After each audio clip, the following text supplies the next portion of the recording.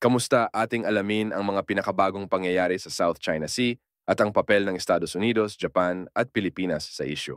Nitong nakaraang Miyerkules, sinabi ni US Deputy Secretary of State Kurt Campbell na ang Trilateral Summit sa pagitan ng Estados Unidos, Japan at Pilipinas ay naglalayong palakasin ang koordinasyon sa mga isyu sa South China Sea.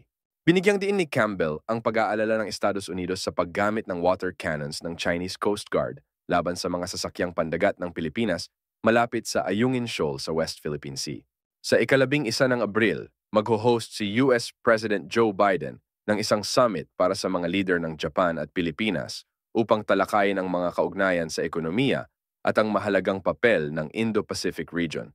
Ayon sa ulat ng Japan's Kyodo News Agency, nagpaplano ang Estados Unidos, Australia, Japan at Pilipinas na magdaos ng anti-submarine drills sa South China Sea sa ika-7 ng Abril. Sa mga susunod na araw, manatiling nakatutok sa mga balita upang mas mapalawak pa ang ating kaalaman sa mga pangyayari sa South China Sea. Salamat sa panunood. Hanggang sa muli.